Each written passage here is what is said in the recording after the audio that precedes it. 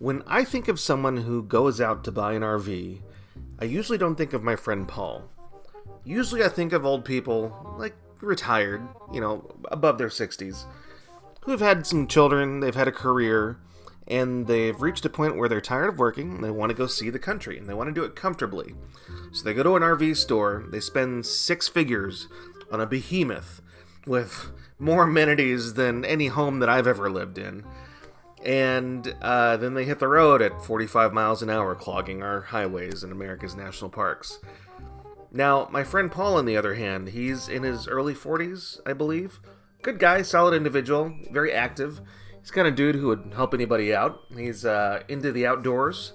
He's into camping and hiking for hours and going mountain biking and all that stuff, all that outdoorsy stuff that I don't do. And so he's been taking these trips to these scenic places across the South and the Midwest in his mid-size SUV, a Nissan Rogue. And he decided, well, what if I buy an RV and then bring my friends? And I've never traveled in an RV. I've never camped. To me, Motel 6 is as close to camping as I get. So that's pretty far out there. So he found one that he thought he might buy in Wilcottville, Indiana. They were asking about $3,000, needed a fuel pump. It was an 87 Ford Econoline 350 with 4.6 mod motor, and it only had 50,000 miles, and it was a one-owner vehicle. It had all the records. Everything was intact. So we get there, and, well, that's when this adventure started. No, we're on I-70, right? We're on I-70. With my friend Paul, we're heading to Wolcottville, Indiana, to take a look at an RV. Paul's been shopping around for RVs. So this one's an 87 Ford. 87 Ford F-350. I don't know if it's a Coachman or what it is. I have to look it back up. And it's got, 50,000 miles. It's a 4.6-liter V8. 4.6 V8. It's been garaged. 50,000 miles, been garaged. For as old as it is in really good shape according to all the pictures there. You guys got all new tires on it, so... and they're looking for $3,000, right? That's the asking price, 3. We're going to see how low we can go without being completely insulting, though. And we just need to install a fuel pump upon... Yeah, okay. And he has the fuel pump on hand, so... And in the pictures, it looks pretty good. Everything's clean. It doesn't look like there's mold growing anywhere. It shows the burner's working, the lights are on. It shows it parked in the garage, too, an RV garage, one of those tall ones. So it looks promising, so we'll see what happens. It's, how long is this drive? About 9 hours? Each way, 6 hours and 4 minutes, that's according to Waze. Yeah. Now, we're not going to hit anywhere near 6 hours and 4 minutes because we're not doing the speed limit or anywhere close to it. Right. But it'll probably be probably 5 hours and 25 minutes each way. And we are surrounded by beautiful scenery. There's, nothing. There's absolutely nothing. No, wait, there's a pond or a reservoir, so that's a thing. We saw a car accident. There was a lettuce truck that got hit, so I'm sure salad values will be... Yeah, it was pretty bad. So all you vegans out there, sorry suckers. It wasn't a bacon truck. At least no animals were harmed. That'd have been tragic. But yeah, we're on the way, and we'll take a look and see how it goes. We ran into a little bit of snow. Yeah, it's going to be a pretty long, boring drive, but it'll be interesting. When we get there, we'll take some clips of the RV, start it up, and show you how it looks, and if everything works out, we'll put the fuel pump in and take it home. You said they have the fuel pump, right? He says he has the fuel pump on hand. It sounds promising. I've got a toolbox in the back of the car.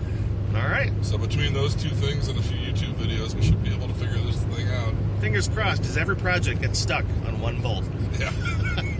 That's right, I didn't bring a WD-40. I should have done that. Got duct tape. Godspeed. We can duct tape that thing on there. So we'll show you that in a little bit. The drive there was fairly uneventful. We did see an overturned lettuce truck. Something down there in the ditch. Hard enough to hit that barrier pretty badly. Yeah. Well, here's an overturned truck. Ooh. That's pretty nasty looking. Lettuce truck. Lettuce? Yep. And then at some point, we drove through Vandalia, Illinois, home of a scaled-down knockoff of the St. Louis Arch. This baby arch. Let's see if I can get footage. There it is.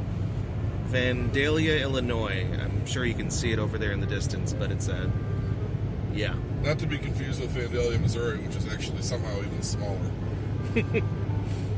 All right, so now that you're sort of in the RV scene, getting your feet wet, what have you learned about what to look for when you go and check these out? Well, the first thing you're going to want to look for is leaks. The RVs are notorious for leaks.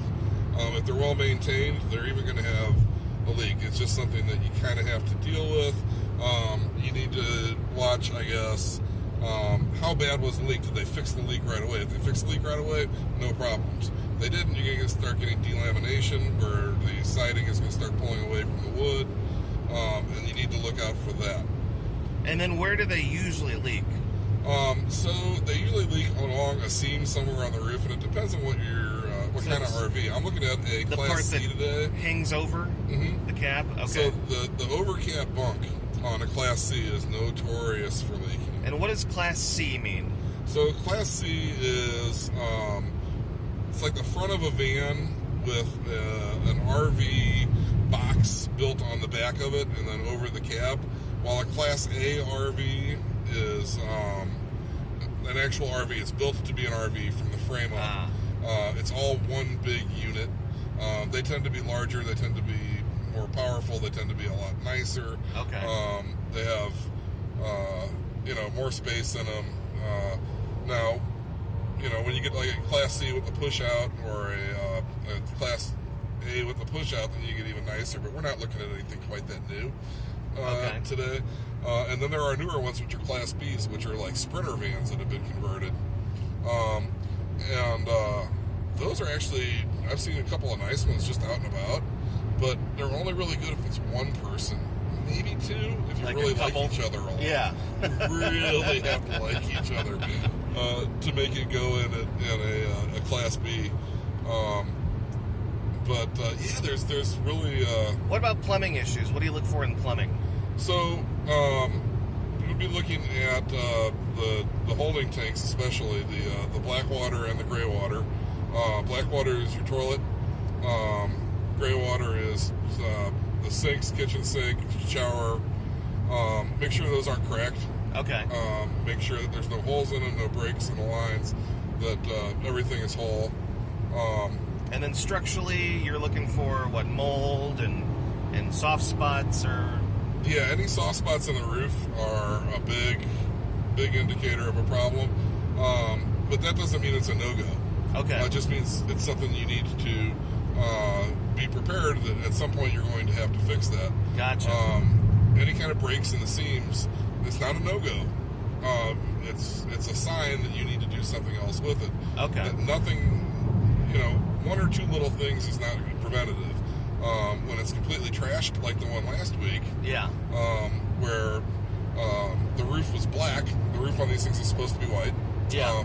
The roof was black, and it looked like whoever had it had tried to patch the holes in it with just regular home grade roofing tar, and it was pathetic. There was actually water dripping off of one of the cabinets when I first stepped into it, and boy, did that thing stink to high heavens. So was that one parked outside too? So that one was parked outside. It was a beautiful rig at one point. And what did they want for it? He wanted $5,400 for it.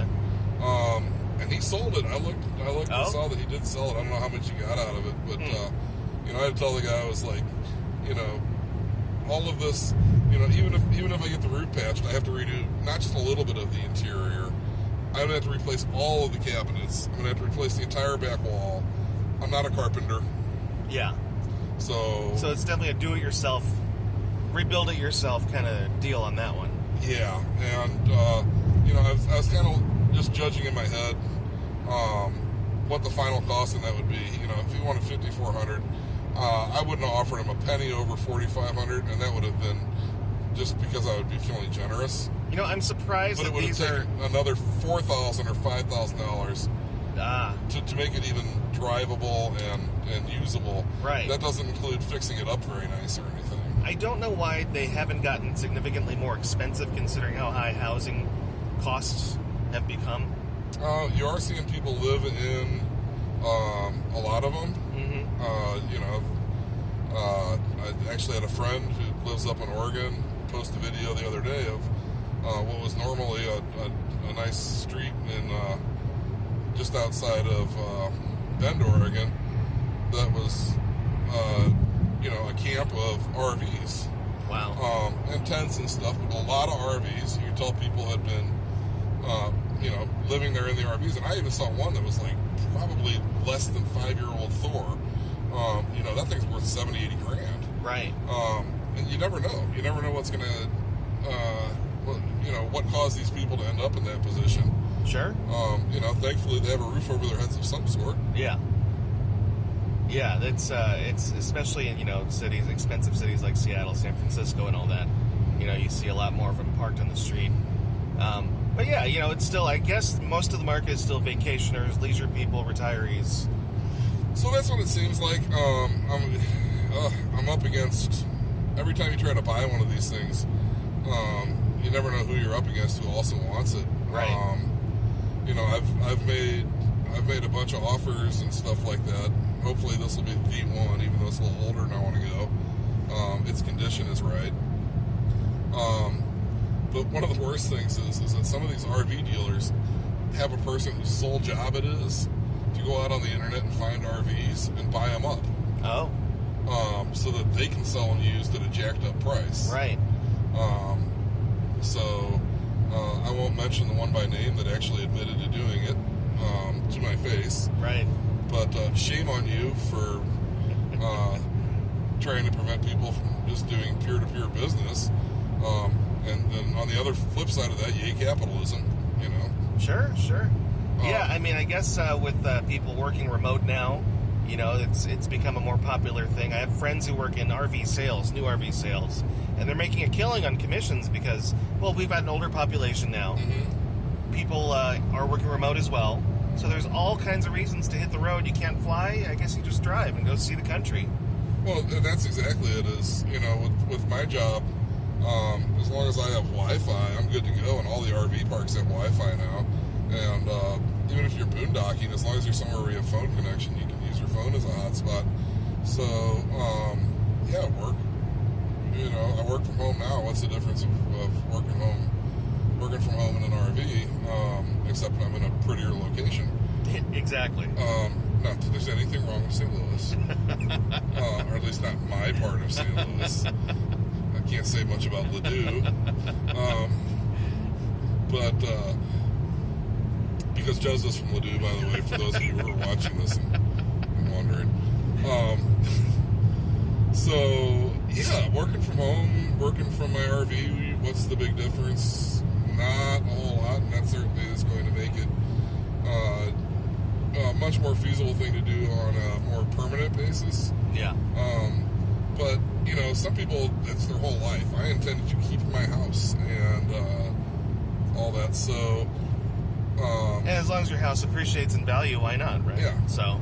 I don't have any desire to live full-time traveling out of an RV, but I will probably be able to, just because of my particular situation, use it more often than a lot of people would. So we're behind a horse and buggy. We're in Amish country. Where are we? Fort Wayne, north of Fort Wayne? Way north of Fort Wayne. We haven't been in Fort Wayne in an hour. Probably an hour and a half. I guess I have no choice but to use the lights. So we got there, and everything looked pretty good. It didn't look like anything needed major refurbishment, and I took some videos of the inside and outside. Paul is underneath on a tarp, looking for where the fuel tank and fuel pump are. Everything's in pretty good shape. Doesn't smell funny inside. Everything's straight. Despite being from Michigan, it's rust-free. All the documentation's included from day one. It's not going to require a whole lot of work. It's in remarkable condition for its age. So we just need to replace this fuel pump, which the owner has gone to get from the parts store. It's 28 degrees, and I am dying. I used to live up here and was accustomed to this cold, and now I'm not. And it hurts. But yeah, overall, it's in real nice shape. There's a look inside. All the upholstery's in good shape.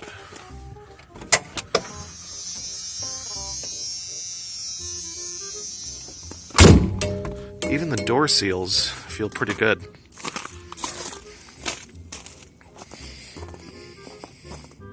Here's a tour of the interior. There's the freezer and fridge. All clean, actually, very clean. All the upholstery's in nice shape. Let's see if we can focus here. There's the shelving, sleeping area, more shelving, cabinets. There's the driver's area, the cockpit. No cracks in the dash, nothing in unusual or out of place condition. Dining area. There are photos of the burners working, all the lights on, oven works, so everything is functional. Coffee machine looks like it's never been used. There's a proper late 1980s microwave. And the toaster. There's the shower. There's a slider. And here's the bathroom, which is a pretty decent size. Bigger than an aircraft lavatory. And then a pair of twin beds, so it'll need probably 2 mattresses. They're clean, but it's always nice to have something new if you're going to sleep on it. Paul is underneath looking for the fuel pump so we can pull it and replace it. I suspect we're going to have to drop the tank, but we'll see. So, we're in the car warming up. We're waiting on the guy to come back from the parts store with the fuel pump. We need a breaker bar, some liquid wrench or some PV blaster. So there's 2 5/8 bolts that need to come out to drop the straps and drop the tank, and then access the pump. So it doesn't look like it's going to be too bad, but it's just brutally, to me, cold. You know, it was 118 degrees when I was in Phoenix earlier this year. So that I've sort of acclimated to that slightly. So it was 45 in St. Louis when we left, and it's 27 here and dropping here in Wolcottville, Indiana. Yeah, so we are thawing, and hopefully we can get this thing on the road real soon. So the seller, super nice guy by the way, got back from the parts store with the fuel pump, and we proceeded to try installing it. And by we, I mean I stood back and just shivered while everybody else did the work. Want that smaller extension? Yeah.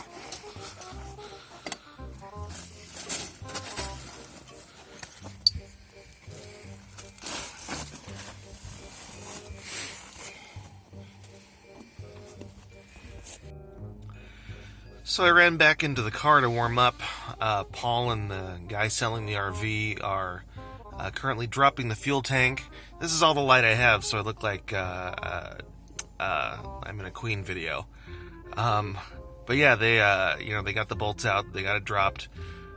Fuel pump's about to go in, and then we'll start it and see what happens.